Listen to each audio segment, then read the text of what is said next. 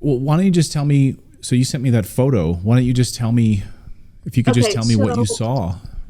okay, whenever you posted that photo, I said to my husband, I said, I don't understand that picture because from the, I mean, and we kept looking all night last night trying to figure out different angles and directions and stuff. The shots came from behind that red harvester that was sitting there. It didn't come from in front of it. Yes. So it didn't come from the It did building not that come. everyone It says did it's not coming from. come from. Well, see, that's just it. Where we were. Okay, we were in the bleachers. Corey was positioned over here. He was on the far side of. There was three sets of bleachers. Trump was in the middle. We were here, and then there was another set off to the other side. We were in the same set that Corey was in. So he was Corey, who lost towards. his life, the firefighter who Yes, lost his life. yes, yes. He was clear to the one end, and we were kind of towards the other end, like, I don't know, 10 feet apart, 20 feet apart. I don't know how far apart we were. We were in the same set of bleachers. And there's so much, there's just so much. But when we were watching, like, of course, it takes forever for everything to happen. And we were watching the snipers coming in and getting set up on the buildings behind us. It was directly behind us, like where we were positioned at. We were only a couple feet from Trump walking out up in the bleachers. Like you could look down, see him. He actually stopped, and my son and them said, "Hey, I love you, Trump." He's like, "Hey, I love you." Like he interacted with him. We were that close to Trump. And we watched the snipers go up onto the roof, get into position. And prior to that, I said to my husband, okay, we have a 5 o'clock start time. Trump's to speak at 5 o'clock. What's going on here? So Trump, the snipers did not go onto the roof. I look back on my photos last night's time. They didn't go onto the roof till 5:08 is the time I took pictures of them climbing up the roof on the two roofs behind us. We only saw four snipers positioned that evening. Could there have been more off that we couldn't see? Possibly, but those are the only four that we saw. So they get up there. It was around 5:08 when I was recording them, and they kept looking. After they got up there, they kept looking to, straight ahead of them. And down below on the ground, there's like military. But I said to my husband kind of jokingly, I'm like, wow, seems kind of lax, like not that much presence of, like protection right around where Trump is going to be at. And he's like, yeah, I was kind of thinking that also. And we're sitting there, and there was a building off to like in front of Trump, but off to his left that had like three windows in it, three or four windows in it. My husband says, wow, I don't see anybody on top of that building either. I'm like, no, I don't either. So we're just kind of watching, we're talking, mingling with people around us and everything. And the girl in front of me says to me, she says, there's not like a lot of people, or like we were all noticing the lack of security. Like it just didn't seem like for where he would be coming out at that there was enough security there. So you all So, noticed the lack of security, well, us in our little group, yeah, but my right? husband's very, by the way, he wishes he was here to tell you his side, but he is very observant to that kind of stuff. And we're avid hunters. We know all about all this stuff. And he's like, if somebody wanted to do something, there's a lot of openness here. Like, and it was the harvester, where the harvester was sitting at, there was a straight line. Like it was a straight shot from that building to Trump. There was nothing blocking it. There was like, it was a straight shot. And I don't know. So anyways, when we first came in, there was a lot out front. There was a lot of security getting us through the checkpoints. Well, they were telling us, whenever we got the emails, no bags, no nothing, no this, no that. Well, it'll be, you can't have anything like that in there. Well, I noticed all these women taking like their bags and stuff in. And I said to my husband, well, they're going to be sad. They're going to lose that nice bag they have. They let them take all that stuff in. Like they weren't taking Really? stuff out. They were looking in bags, but it wasn't a dump this whole bag out and look in this bag. Like for somebody as big as what Trump is, I was a little bit dumbfounded. Like I jokingly said to my friend the day before that, she says, listen, I'm worried about you. I don't want you to go into this. There's crazies everywhere. I said, listen, we're going to the safest place I feel we could be. There's going to be so much Secret Service there, blah, blah, blah. I said, the only thing I'm worried about is my cell phone dying because I don't know if my battery's going to last. Like, just joking about it, because I seriously, I felt safe.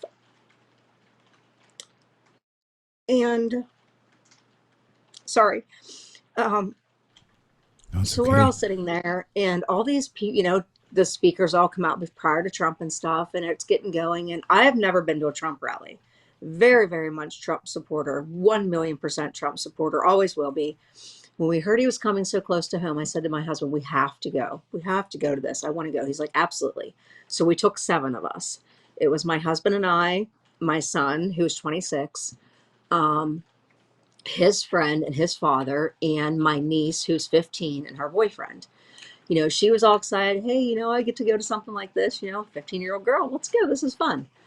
So we all go in, and when we got there, it was just like, I don't know what all pictures you saw of the attendance there, but you know how when you look out in the ocean and you can't see the end? Like, it's just, there's nothing. That's how this was. It was a sea of people. You could not see where the people stopped from where we were at in the bleachers. It was just shoulder to shoulder. It was packed. I didn't anticipate there being that many people there. Like, it was packed. And the other thing that caught me was you had to register online, and they sent you a confirmation. Here's your, we'll see you there, your confirmation. We didn't have to show anybody any of that. I had my phone So out when and you came ready. in, there's more security at a Taylor Swift concert or an Absolutely. Electric Light Orchestra concert. I mean, for crying out loud, you have to Absolutely. show your passes, you have to show your We didn't information to get show, through the. None of it. we showed nothing. They didn't ask for anything. I did not show. All you had to do was just walk through the checkpoint and get checked to see if you had anything on you shouldn't have. That was it. That was it. We didn't show, because I was worried because I couldn't get mine to pull up. I'm like, oh my gosh, I can't, blah, blah. Because service was a little bit spotty at first, but I'll tell you that part later. So we go in, and the guy that we were with, he's been at a Trump rally before, and I'm like, oh, I just want a really good seat, blah, blah. He's like, just follow me. And so off he goes down through, and he got us into this set of bleachers. And when we came in, they're like, well, I don't know if we can fit all of you in there. I'm like, listen, these are my kids. I don't want to separate. Is there any way just my husband and I could sit a couple rows behind you, please? And the nice couple behind us says, absolutely, we'll squeeze you in here. Come on up and sit with us. So we all got in this set of bleachers together. And I told my husband, I said, I'm a little uneasy having Riley sitting down, our kids there. We aren't all together, but we were only, like I said, 2-3 rows apart. They were directly below us. We could still talk to them. And so everything gets going. We're watching. My husband's way more observant than I am. Like, I'm just going with the flow. It's a Trump rally. It's not quiet at all. And we're sitting there, and like I said, we see the snipers coming out, and we think, okay, stuff's going to start happening now. They're all coming out, getting ready. People are starting to walk around, moving stuff around. And once I got up there and in position, I said to my husband, I'm like, wow, they're really watching over towards that side, which would have been, with the bleachers that we were in, it would have been to our right, over in that open area. Kind of where you showed the Pac-Man last night, the opening where they didn't Towards cover. towards the water tower, towards that Yes. direction. Yes. So they Yes, were exactly. looking in that direction when They the were snipers looking in took that their. direction, and they did not stop looking in that direction. They kept looking and kept looking. And I said to my husband, okay, well, that kind of makes sense though, because there's guys positioned over here on this building top, and they're looking the other way. So they're just, that's probably where they're supposed to be looking at. Didn't think anything of it, because, there's on 2 separate buildings. That's probably where they're supposed to be looking.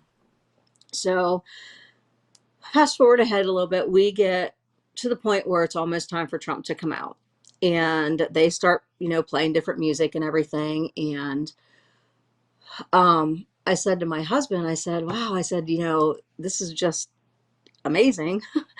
And I looked at him, I said, thank you so much for bringing us, like, I'm really glad we're here. We were excited. So music starts. Trump starts to come out. And of course, we're all focused on him. No, you that's who you're waiting to see. You're not going to look Right. around at anything else around you. You're just focused on him. He comes out, like I said, he talks to my son and his my friend's dad, like they're yelling, "We love you, Trump." And he stops and points at him, says, "I love you too." And just calm and cool. And he goes out and interacts with some people, goes up and starts talking. And like, we're only a few minutes into it. Like, he only spoke 10, 9, 10 minutes. It 5. wasn't very long Yeah. he was speaking at all. And I recorded a little bit when he first started, but then I kind of stopped because my phone was only at 3%. I thought, you know what, I need to leave a little bit of battery. I'm going to hold off. So I quit recording. I really wish I wouldn't have, but quit recording and just focused on everything, talking to everybody around. Here's Trump. This is what we waited for.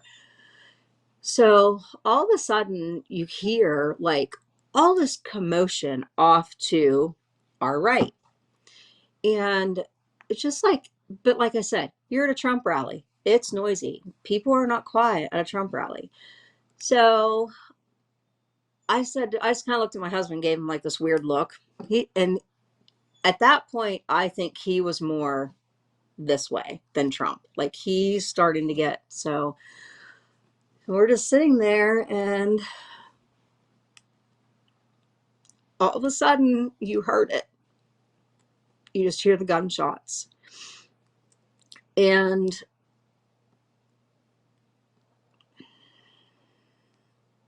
sorry. No. I looked down at my niece, and I just yelled at the boys. I said, "Get Riley." So they dove, they were like, just dove. They just like dog piled on top of her. They're just laying on her, covering her. There was a couple of kids behind us, and I grabbed the little girl. I just held her, and I said, "I got you. I got you." And I laid on top of her I put her down in the bleachers and where your feet go. And I'm laying on her, and I just start praying. Like, please, God, please make sure we're okay. Save us, Sorry, my dog's barking. I'm like, please just save us. And I was just trying my hardest to compose myself, but I didn't know what to do. So we're all laying there, and the thing I remember the most was Riley looking up at me and just the fear in her face and the screaming. She would not stop screaming.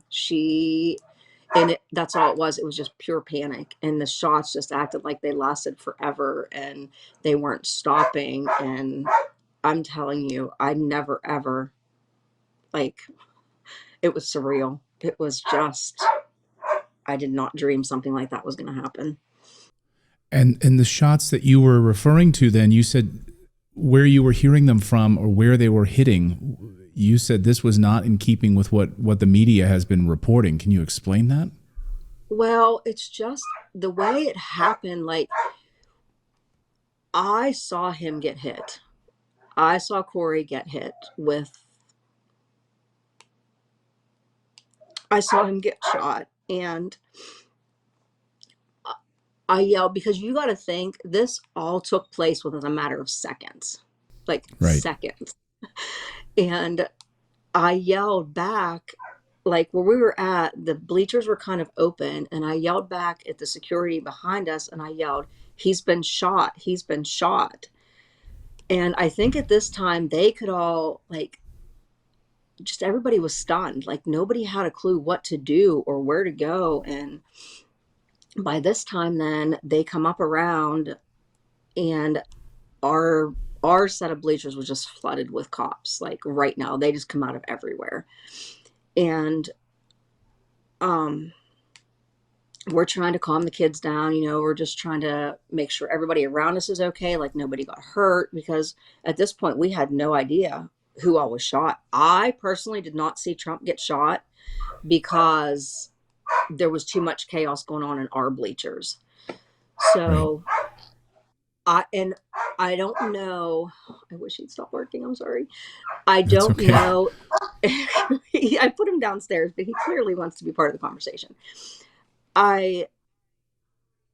I don't know if he got shot first. I just, like I said, it's so hard to try to remember exactly how everything played out because it happened so fast. So he, after he got shot, and then they were taking care of the president and everything, and we were trying to everybody compose ourselves, we're hearing that 2 other people were shot. And I'm looking all around. I'm like, where were they at that they got shot? Because they're nowhere near, like, there was nobody else here that got shot. What happened was the bullets went from here to here up to the top corner of the other set of bleachers. So the people on the far end of the bleachers at the very third set, they got shot also, 2 people up there. So these bullets went, like, there could have been, let's just put it this way, where my kids were sitting at, when we look at the pictures of how the bleachers were,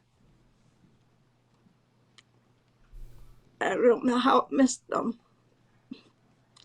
Because they were right in line with all of that. Just the way everything was going. And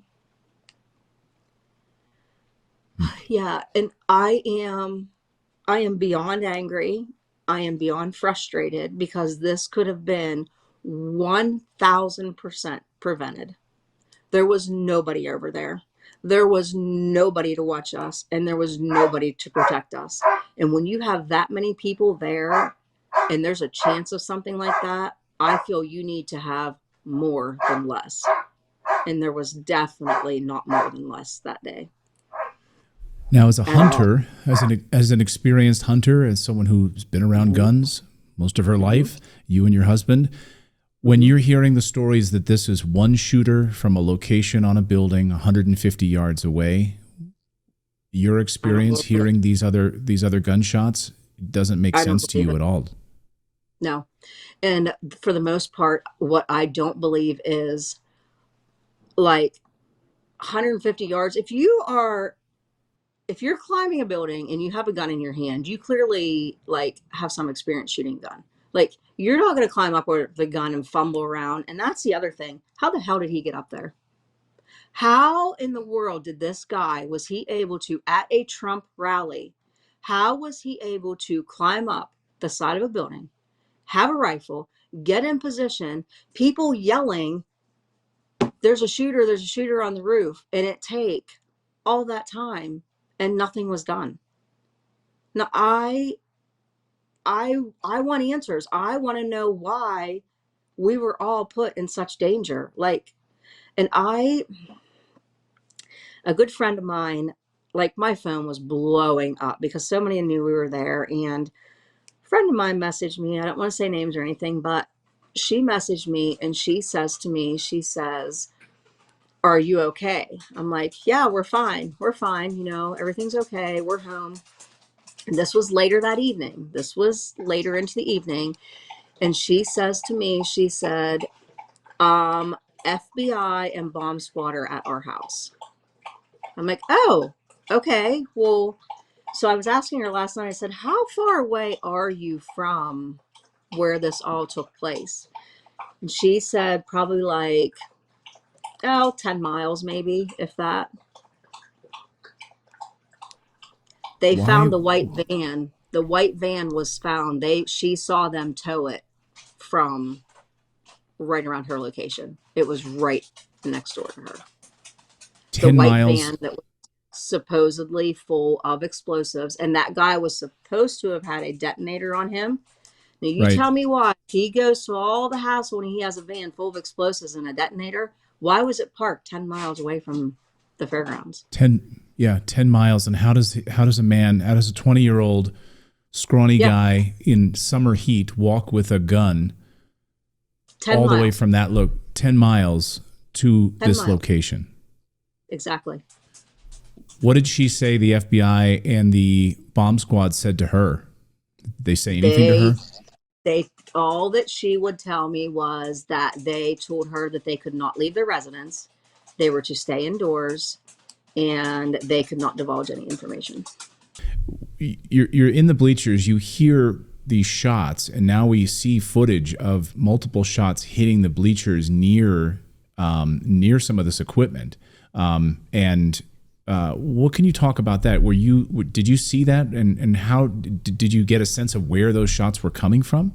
No, you know what? I can't even answer any of that doing like with the shots and stuff because, like I said, when it all started, I just grabbed that little, and I mean, we didn't get up. We weren't allowed to get up.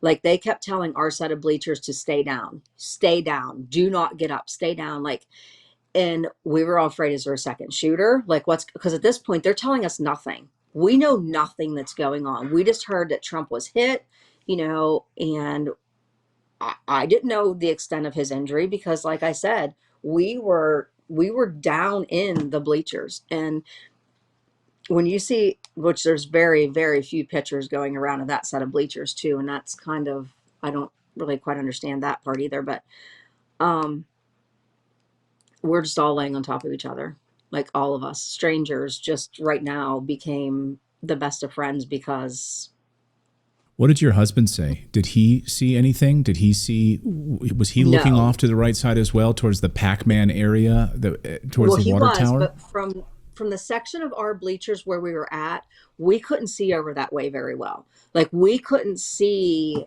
just the way that's positioned, like it's kind of down in a little bit. So we couldn't see that building from where we were at. I tried looking at more of my pictures to try to see, and we didn't have visual of that. So Hmm. we couldn't see that there was a building with nobody on it. We were just commenting on how open it was in that area and how it was a direct line to Trump. Like it, I don't, I don't know. Like I just have a million questions. I don't understand it. I don't get it at Yeah. all. And I don't No, I know. think I, I I think don't know. that's what we're trying to sort through here, and these are some really amazing pieces. I mean, of information you've been able to share, that Yeah. information that And we have not heard. when we were coming out of the bleachers, like of course we weren't allowed out right away. And I said to my husband, when we're coming down out, I said, well, we're not going to get out of here till late. He's like, what do you mean? I'm like, well, what happens when somebody gets shot? Like, if there's an accident, a scene of a crime, what normally happens? Like, okay, well, you were right nearby. You're a potential witness. We kind of need to get your statement. Nobody. Yeah, I Everybody. was Our going to ask you bleachers that. It cleared. seemed like everyone was going home. It was just garbage left They around, just said, and and you know what? When we were all walking out to leave, no security anywhere because they all left and went with Trump. I'm assuming that's where they went because there was so nobody. you have an active crime scene, and they just let Yeah. everyone go home, just let Yeah, everyone there leave. was some people in our bleachers. There were still some cops hanging out in our bleachers and stuff, right where it happened. And this kind of tugs at my heart, but when we were going out, the one Secret Service guy, he had like this white shirt on. I remember him vividly because we kind of interacted with him a little bit down over the bleachers. He was right below us, and we were walking out, and I kind of, everybody's just walking by him. Everybody's just kind of like, I was still crying because how do you not? Like, this was horrid. And I stopped and I said to him, I said, are you okay? And he looked at me and he said, no, are you okay? And I said, that's irrelevant right now. I'm asking if you're okay.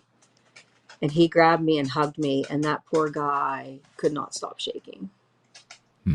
Like Wow. and I said, I'm so, so sorry that you had anything, had to take care of any of this. I said, I am praying so hard for you and your family. And it's things like that that he should have never been put in that situation. I mean, I know it's his job. Yes, he signed up for that. But on the same token, he didn't sign up for that. Not, and the other part that's kind of weird is when Trump was coming out, you would think that down along our bleachers, because the bleachers are kind of open underneath, you would have thought that maybe cops would have been like positioned around there. None. There wasn't anybody. And I'm just like, okay. And then all of a sudden, like we were there all day. And up into the bleachers when it all happened, there were these cops and everybody. And I looked at my husband and I said, where did they come from? I didn't see them all day. I have no clue where these people were at, because a couple of them especially, because you would have known, if you would have saw them, you would have been like, oh, hey, yeah, I saw them a little while ago. Hey, I didn't see them. We never saw them. So I don't know where these cops were at prior to the shooting. If somebody did let this happen, I don't know, but if somebody did allow this to happen, shame on them. Like, how would you live with yourself? How? Right. I don't care who you are. They're evil I people. don't care. I don't care if Trump is if you hate him tremendously, if you can wish evil upon somebody, you need to find your heart. I mean, we need God back in our country so bad. I went to church yesterday and prayed with our pastor after work because I don't know how to navigate this. I don't know how to be strong for my son. I don't know how to be strong for my niece. I lay down at night. I hear the screams. I hear the shots. I see all the fear on everybody's faces. I see us all laying on top of each other, trying to protect each other. How do you get that out of your head? Like, I don't know how to go about, I don't know. I don't know how to do it. Yeah. So, yeah, it was terrible. And, I try not to watch a lot of things because, I had a lot of news stations contact me, and I've given a couple interviews and ended up, I was on the Today Show, didn't know that. And it was on YouTube, and my sister-in-law, I call her my sister, and I call her my sister actually, she messaged me, she says, do not look at any of those comments. They are all hateful. They are all hateful. And I'm like, just because I told the story of what happened, and I had somebody make a comment that, I can't believe you're part of this. How much did they pay you? How much did they pay you to be an actor in this? Definitely not an actor. Right. Definitely witnessed somebody lose their life, and I wouldn't wish this upon my worst enemy. This was a nightmare. So the people who out there that are thinking that, yeah, I don't know. I'm here to tell you it was 100% real life. Yeah. Yeah. Yeah. No, those are some sick people. And we see it. We see it from time to time as well. Some sick people saying things like that. So, Melody, God bless you. God bless your family. Thank you so much for sharing your story with us and sharing these pieces of information that we didn't have. Thank you. Yeah. Thank you. Thank you for your time. I appreciate it. I told my husband, I want to talk to the right people. I want to talk to people who aren't going to twist everything. I want to talk to people who are like you guys. We watch you every day. We know that the stuff you were saying is truth, is real, is not. That's what it needs to be. Like, don't sugarcoat things. This happened. This happened. We need to figure out how and why, and hold the people accountable for it. If there are people accountable for it, this needs to stop.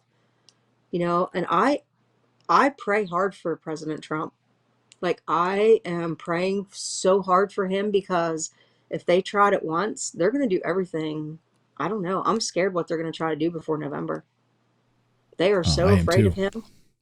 They are so afraid of him. And I tell you what, he's exactly what our country needs.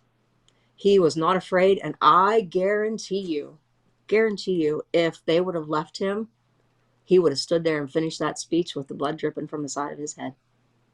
That's the man he is. He wouldn't have walked out. Teddy Roosevelt style, he would have done it.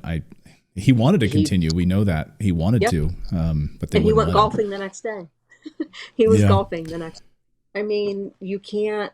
He is for our country, and that's what we need. We need somebody who is for us, and we need somebody who's God. He is all of that, and they just don't like it.